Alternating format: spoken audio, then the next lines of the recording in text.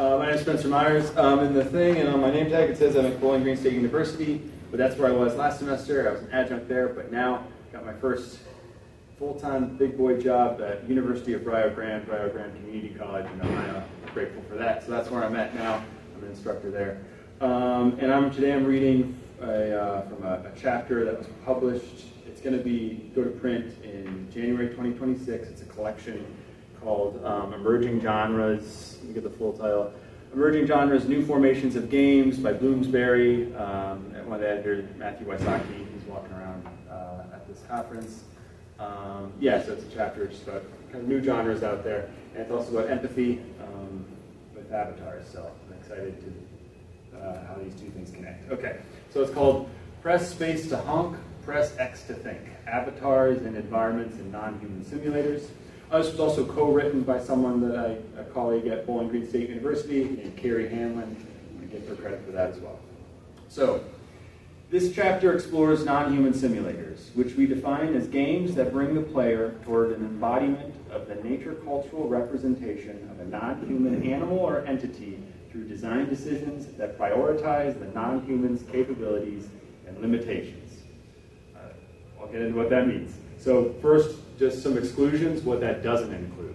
Not every digital game with a non-human player avatar constitutes a non-human simulator, as most games still center human perspectives and player expectations and are beholden to the conventions of other genres, causing non-human avatars to oftentimes be, instead, they're often anthropomorphized, like in Sonic or in Hollow Knight, right? That's not quite a non-human simulator.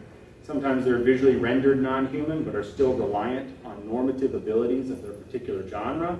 Like my example for that, I played The Lion King on Game Gear back in the day. Sometimes you play as a lion, but really you're just a platformer. You might as well be Mario, right? Or like in Tekken, you can be a bear. Like it's still a fighting game, right?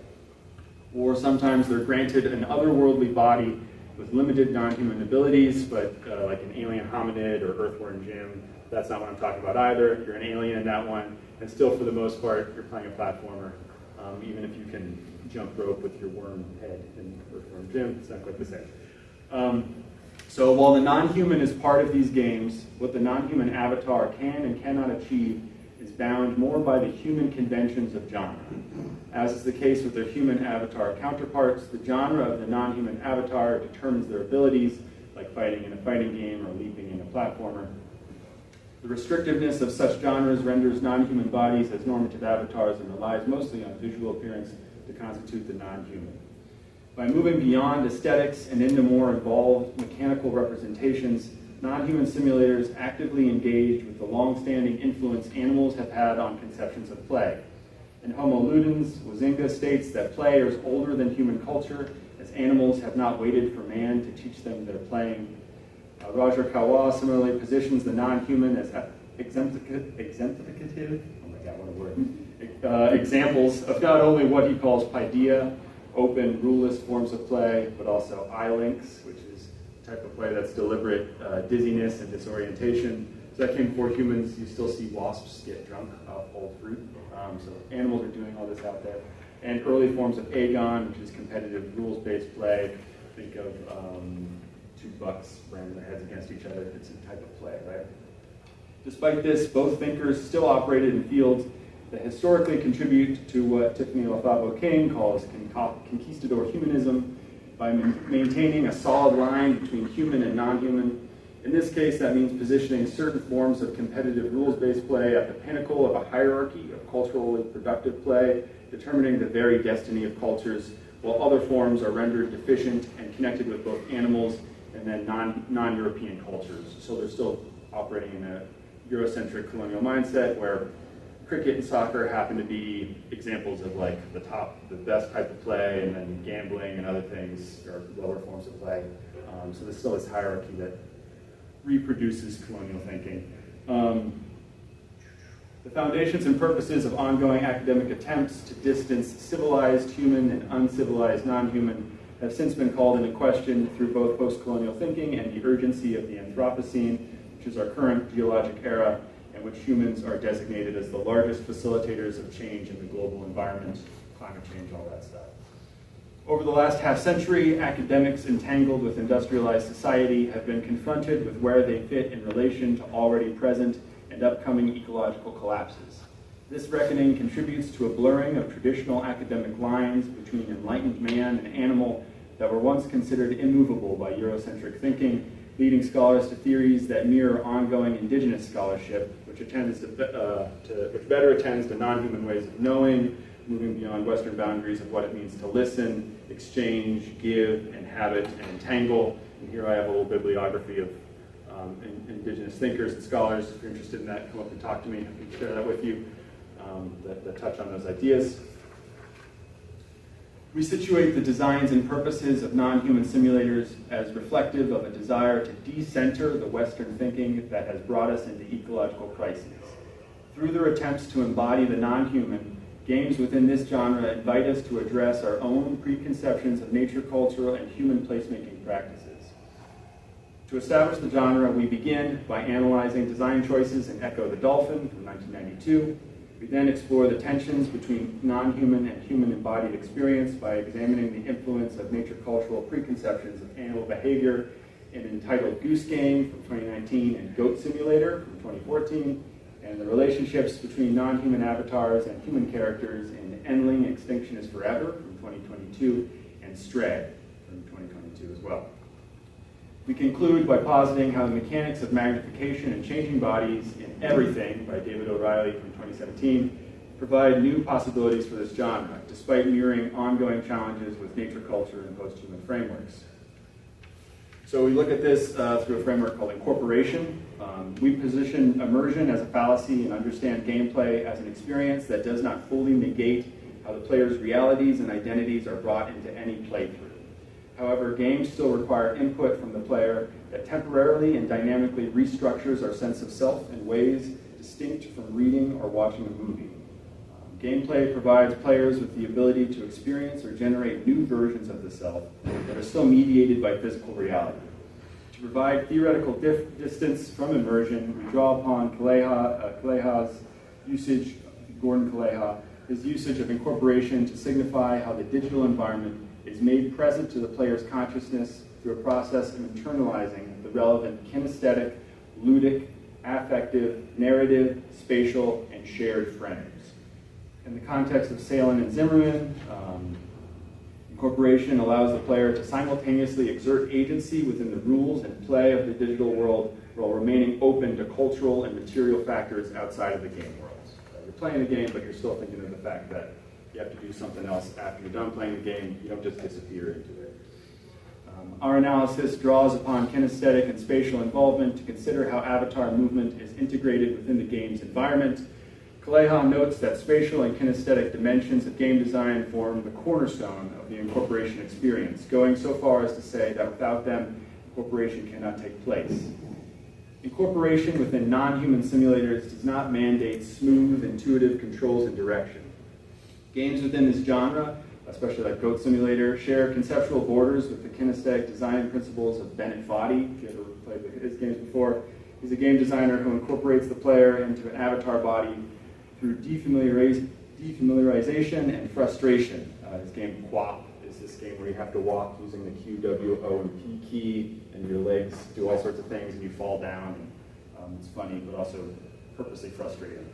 Foddy believes that both unfamiliar control schemes and purposefully designed frustration create neurological magic, which makes you feel like you are the character rather than just controlling a little guy on the screen. There's also this idea of homuncular flexibility in this article by Juan et al. It's a phenomenon of a body adapting to the embodied control of artificial limbs and or unfamiliar digital bodies, which really corroborates those claims. It's also when we drive a car, we are the car becomes an extension of our body and we understand it as such, and we're really good at expanding our bodies out to whatever it is we're controlling, which is neat. Games within this chapter, such as Endling and Untitled Goose Game, work toward embodied non-human experience through avatars that must carry items in their mouths and are unable to defend themselves, whereas Echo and Everything achieve purposeful frustration through a lack of explicit direction. Any discussion of the games in this genre requires understanding that a human, with a human understanding of space, controls the non-human avatar. So the signs, arrows, and words that humans use to navigate space are incomprehensible to a cat, whereas the scent marking and scratching of a cat, the way they navigate space, are foreign to the human players. Because the body is the generator or producer of space, quote unquote, Henry Lefebvre, each non-human simulator must negotiate the tension between enacting the non-human avatar within the limitations of human spatial and kinesthetic ability. So for example, in Echo the Dolphin, it translates echolocation into visual cues. Untitled Goose Game adds weight to objects to make the player feel the weaker body of the goose. You have to drag them along, you can't just pick them up, you don't have an inventory. While it is challenging to guide players without incorporating human signs and placemaking practices, non-human simulators are unique in how they provide spatial information in ways that attend to the non-human experience. So to talk about where they sit in our ongoing relationship with nature, I use this term nature culture, which just slam those two words together. Non-human simulators further embody non-human ways of being through nature culture. We situate nature culture as the process of blurring the line between what is considered human culture and non-human nature, while scrutinizing theories that draw the line in the first place. Jennifer Clary Lemon, through interviews with Canadian tree planters, suggests that the blurring between nature and culture provides avenues for us to accept, quote unquote, accept the impossibility of separating landscapes from the bodies that change and are changed by them, forcing us to see the linguistic and material as part and parcel of living both in nature and against it. Understanding non-human simulators as co-created with non-humans and the greater environment they live in offers unique perspectives on products that are reliant on both natural and cultural processes. We trace the term nature culture to Donna Haraway's Companion Species Manifesto, where she has an argument that the domestication of dogs was a joint nature cultural process, with dogs manipulating humans to help them survive and humans manipulating dogs to engage in labor. It was a joint process. The dogs also domesticate themselves. Yet no matter how compelling the process of interspecies composition is, the human is still the power holder. In Alf Bornberg's critique of nature culture and posthumanism, he concludes that, quote unquote, the promotion of posthumanist discourse like nature culture is ultimately tantamount to looking away while neoliberal capitalism continues to destroy the planet. So human processes have steered ecosystems towards collapse for centuries, and unfortunately no number of dog owners or embodied experiences in video games upsets that dynamic. Arndt Lesson engages the work of Hohenberg, Haraway, and other posthumanist and panpsychist theorists to determine the usefulness of nature culture, concluding that posthumanist frameworks suffer from two major mistakes: the top-down application of human ideas onto non-human agents, and the erasure of difference between different kinds of entities. These theories purport, quote-unquote, translation is a one-way affair, and feature humans who craft the framework as extracting the way of being from the non-human without acknowledging the individuality of the entity at hand.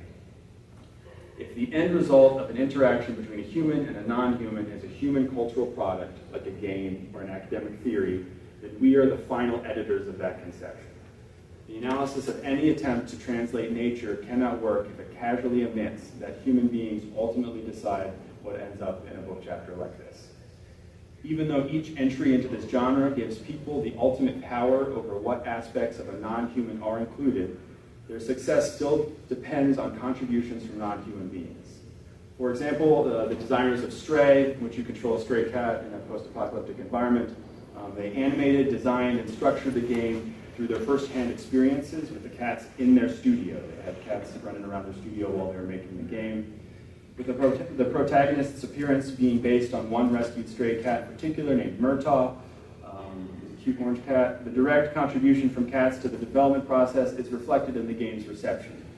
After its release, players quickly began modeling the appearance of the avatar in the game to make it look like their own pet cats, mirroring the developer's desire to have the protagonist be a cat with whom they're familiar. When Awesome Games Done Quick, an annual charity event, showcased the game, several viewers sent donations that included dedications to their pet cats, with some stating their pets actively watched them play the game. The non-human contributions to the development and reception of the entries in this chapter suggest that non-human simulators offer the opportunity for humans to produce and enjoy art in collaboration with non-human animals. Now I'm going to go through each game and just talk about how they match this genre. So Echo the Dolphin, we position Echo the Dolphin as one of the first titles within the non-human simulator genre. The game begins in an open area with the dolphins from Echo's pod. Exploring the area encourages a basic understanding of the controls, and socializing with other dolphins teaches the player how to interact with the game's environment. While socializing is necessary to advance beyond this first section, the designers do not provide explicit guidance that directs the player toward the dolphin that unlocks progression. Once the player leaps out of the water and falls back in, they trigger the plot's inciting event, as a waterspout tornado lifts away every dolphin besides Echo. One of the dolphins says something like, "What's the highest you've ever jumped before?" or something, and that's supposed to be telling the player, oh, you have to jump out of the water and back in, but they never tell you have to do that. I rented this game a lot as a kid, and I had no idea how to progress past this spot. Conveying initial information through socializing instead of explicit prompting is a design element shared by many non-human simulators. As a foundational entry to the genre, Echo establishes three fundamental design elements of this genre: avatar abilities depicting non-human capabilities, unobtrusive user interfaces, and science fiction elements. Players must use Echo's non-human echolocation capabilities to reveal hidden passageways and enemies, and their advanced swimming skills are required to leap out of the water and over obstacles. The game's UI is limited to just a simple health and oxygen meter, and that's it, placed in the top left corner of the screen. The oxygen meter introduces a vulnerability specific to Echo as an underwater mammal, as the meter mimics a dolphin's need to surface for oxygen. The player cannot ignore the limitations and needs of the dolphin's body. Though these limitations get changed, aliens come into play later in the game, and you get new abilities, so that changes that. The combination of mechanics that rely on a dolphin's capabilities and lack of prompts for progression led many players to bask in the experience of being a dolphin. One user commented on YouTube on a playthrough to share the remembrance of the game. "My brother and I would play this endlessly, getting nowhere, confused, just enjoying being a dolphin." 2021 speedrun from Games Done Quick prompted similar comments from multiple users who recalled that they never advanced beyond the initial area, but chose to keep playing. As one commenter stated, quote, "I always thought it was more of a dolphin simulator." While YouTube comments are not empirical evidence, they demonstrate this, this is a certain kind of playthrough that a lot of people had this experience with this game, just enjoying swimming around as a dolphin. Culturally, dolphins are associated with playfulness, freedom, and intelligence, and studies have shown that they have complex social groups, display cultural traditions, and possess cognitive abilities of vocal recognition and imitation. Although some of these characteristics are present in the game, Echo ultimately mirrors an idealized, flipper-like representation more than the day-to-day experiences of an actual dolphin. The game's commitment to a realistic experience is stretched further once the aliens come into play.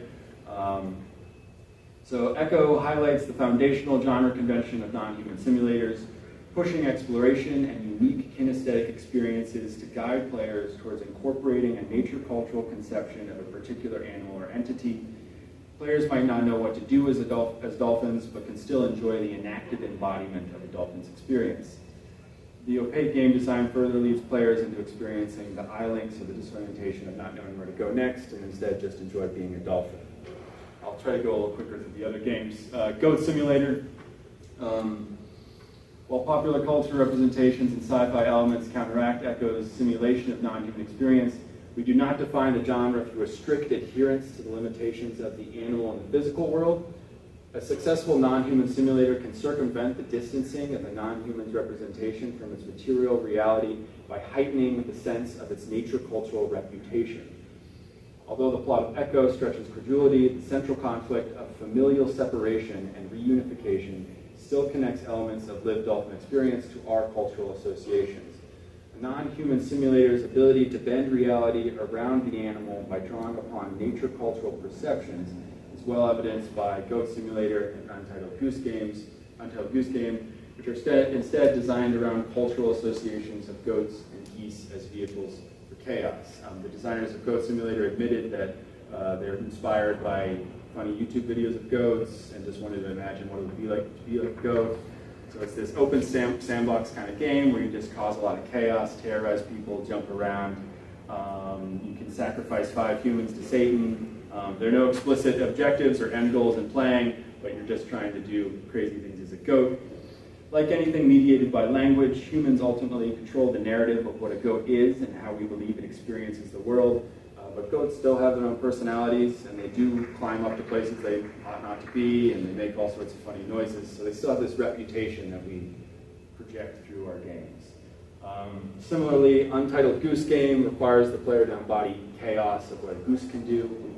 Most people have had an experience of being chased by a goose at some point in their life. In the game, you're a goose sneaking around connected areas of an English village. You're causing mischief and stealing stuff. The limited actions made available to the player: you can honk, flap your wings, run, duck, waddle, swim, grab, and drop. They embody a goose's natural abilities. Each time the game is booted up, the player must press space to honk to come into being, symbolically enacting the goose from the beginning. That's how you start the game, as honking as a goose. The game most uniquely evokes the limitations of the goose body through how the goose interacts with the materiality of the objects in the village. The player does not have an inventory to store items, because you can't wear a backpack, so instead you have to roll a soccer ball or drag a heavy item, and that causes conflict within the game, because you need to analyze, how fast can I move while dragging an item, and what are the limitations of my goose body. Both entries build on the genre's aforementioned principles by playing with exaggerated or more subdued levels of science fiction and nature cultural imagination. While the games share echoes, design principles of a sparse UI and open-ended beginning, they don't facilitate incorporation through frustration. Instead, both games encourage players to embody the animal by disregarding human norms of behavior related to digital representations of people in the built environment. Just like every game teaches you how to play it, every non-human simulator tells you how to be that animal. So Goat Simulator and Untitled Goose Game represent two ends of a spectrum between the exaggerated and the fantastical, and indicate that adherence to neither total science fiction nor total reality is a requirement for this kind of genre. You can still get someone to feel like they're an animal by causing chaos instead. So far we've talked about games in science fiction and in these nature cultural representations. The two most recent entries in here are Stray and Endling: Extinction is Forever. Stray is a 3D platformer in which the player guides a cat through a futuristic city inhabited by robots and mutant bacteria to reunite it with its colony above ground. As I noted, bringing cats into the literal studio and thereby the development process allowed animators and designers to create a more embodied feline experience through the cat's visual appearance, movement, and the inclusion of cat abilities not intended to advance gameplay, such as slowly pushing an object off a shelf. You don't ever have to do that to fulfill an objective. You can just do that to be more of a cat. There's other things like you have to scratch a door to get someone else to open it for you that help you embody the cat. The level design is more vertical to encourage jumping and all the things a cat likes to do.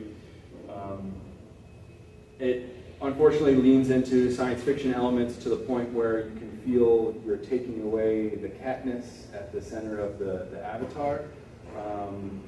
You have a drone companion. So a drone companion, B12, who's ultimately revealed to be a human scientist's uploaded consciousness, helps us to understand the other robots in the game and unlocks the game's story for the human player.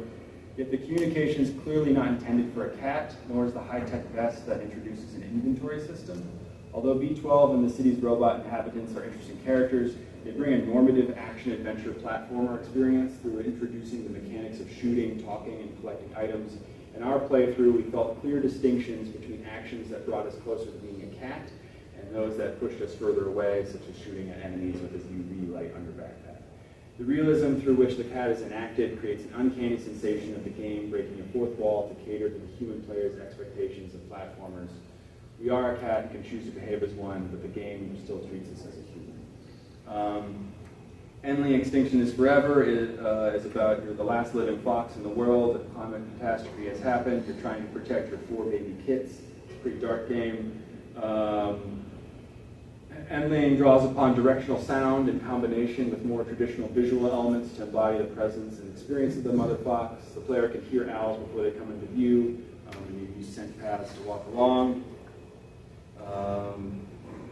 In its plot, it ends with you getting shot and killed by a furrier, by a fur trapper, and you get pet and empathized with by these human characters in different ways, but yet still end up being the victim of human ecological collapse. So it's kind of a nuanced reading there, but still at the end of the day, the abusive relationship is clear, where humans are in control of the situation.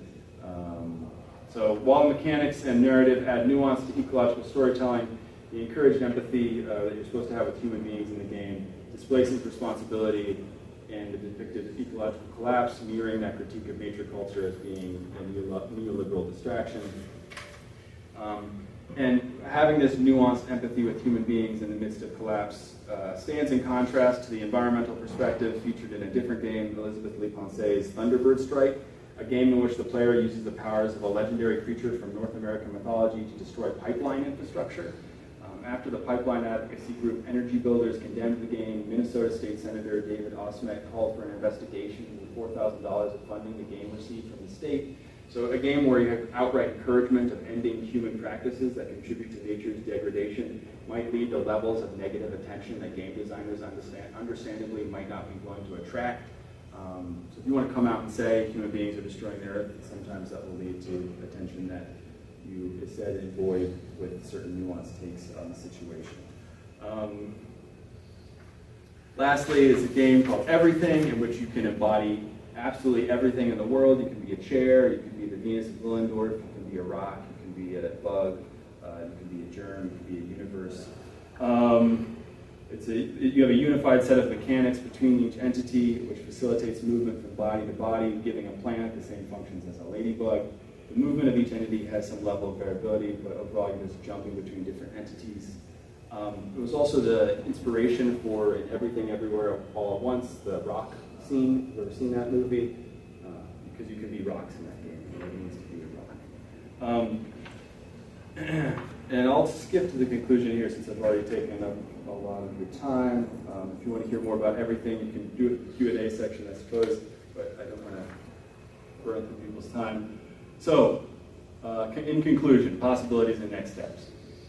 While players will always maintain some level of self-recognition through any play experience, we believe that non-human simulators are uniquely situated to mediate the differences between what the player knows or assumes as a human and what the experience of a space might be like as a non-human. To feel the weight of their body interacting with the environment, Echo, Untitled Goose Game, and Goat Simulator feature objects that maintain materiality and objectives that depend on the player's recognition of that materiality through the avatar's capabilities. Each game analyzed in this chapter allows vocalization as the non-human avatar, often for no reason other than to embody that animal's presence. Stray, Echo, Endling, and Everything encourages non-human forms of socializing and bonding with other non-human animals, objects, and entities. Non-human simulators as a genre differentiate themselves from other genres by attempting to bridge the difference between not only the physical and the virtual, but also the human and non-human ways of navigating the world. Difference that, for centuries, has been designated as a border used to justify capitalist and colonial violence against non-humans and indigenous people alike. As the Anthropocene troubled this border in Western academic ways of thinking, it has sometimes led to oversimplifications that hide this violence by eliminating difference altogether. The past endurance and recent success of this genre indicate that players appreciate exploring what makes non-humans different. In the realm of play, the potential tensions of difference do not have to contribute to the tension of the Anthropocene, instead giving players a space to explore where they fit in ongoing crises in a lower stakes environment. So we position this chapter as a ground laying that demonstrates the potential of non-human simulators to confront our current moment in the Anthropocene. We hope this foundation provides other valuable space to build upon. Other games that might have been featured that weren't was Flower from 2009, Tokyo Jungle from 2012, Cat Lateral Damage, 2014, Evo, Search for Eden from 1992, I Am Bread, First Tree, Deer Simulator. All these had different reasons why they might not fit. And then you might have been thinking about it, Spore by Will Wright and Maxis, which is that'd be a whole other chapter about what that game's trying to do. Sorry for going over time.